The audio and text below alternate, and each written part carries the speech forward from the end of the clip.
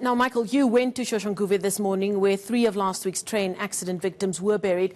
I read somewhere that one of the injured was discharged from hospital just so she could lay her husband to rest. What more do we know about the passengers who died and about what led to this accident?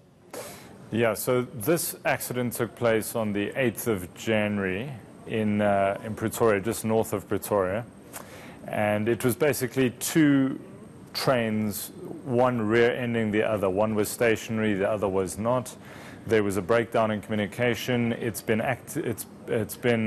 on a manual signaling since November 2018, and so it's incredibly difficult for the train operators to be able to know when they can go, when they shouldn't go, and that led to, very tragically, the death of 3 people, and as you said, over 600 injured. So the widow of Samuel Baloyi, he's a 61-year-old victim, she had a fractured ankle. She came out of hospital so that she could bury her late husband today. I did not attend those funeral proceedings, but I was at the service of Dick and Sarah Sekoma, and this is a very tragic story. It's a 38 and a 39-year-old couple that have 6 children, 3 of which were on the train with them when this accident occurred. The youngest being 3 years old, the oldest being 18. They were on their way to Tshwane University of Technology to go and enroll the 18-year-old when this accident took place. So this couple laid to rest today. A very large grouping from the Soshanguve community were there to pay their last respects.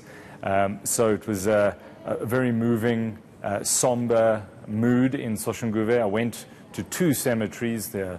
Obviously, there's a lot of processions, very somber day, and some government officials in attendance. Of those government officials in attendance, we do believe since the accident happened, we've had government officials visiting those injured and those who had lost loved ones. What did they have to say at those funeral proceedings today? Yes, I mean, the obvious first question, which I put to the acting Director General of Transport, who was in attendance at the funeral of the Sekoma couple, I said to him, this is a very stark reminder that the Passenger Rail Agency of South Africa, as well as transport authorities, are simply not doing enough. They're not doing a good enough job. I said, how do you turn this around? This is what he had to say. Is the stealing of cables. That is where the problem starts. When the people keep on stealing the cables, it means now Prasa will resort to the manual signaling, which is not really correct, which is not good. It's not an acceptable kind of an operation, but what else can you do when the cables are stolen? So we are not casting our blames to Prasa per se. We are saying we must, as a country, as communities, that's what I said here even today with these congregants, to say the congregants must assist us and work with us to forge this partnership with them so that we fight the scourge of stealing of cables.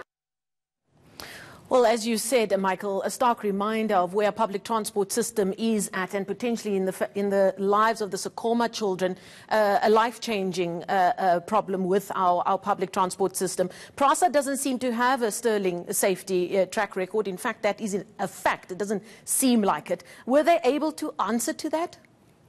Well, I asked the group CEO of the Passenger Rail Agency of South Africa whether it is par for the course that this transport agency has got 1,027 collisions. This is just train collisions in the 2017 up to 2018 financial year. Over 1,000 train collisions and 450 train derailments, whether this is par for the course.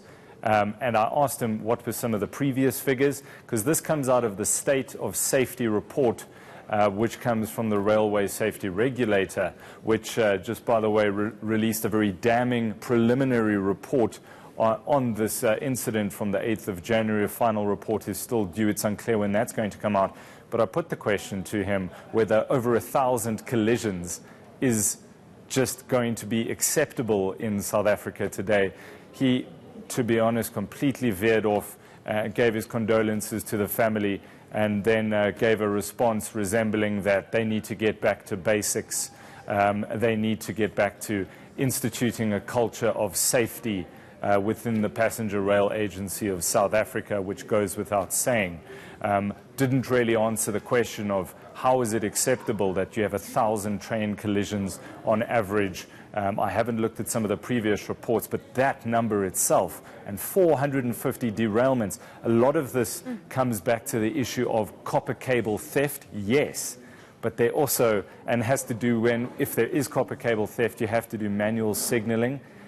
This is certainly an untenable, unsustainable situation if PARSA, if the Transport Department wants to make rail commuting and transport a safer and more viable option for people to choose. Those numbers are a real indictment indeed. ENCA's Michael Apple joining us live there and giving us the very latest there after attending one of the funerals of the victims who lost their lives in that Mountain View Station train crash a little bit earlier this month.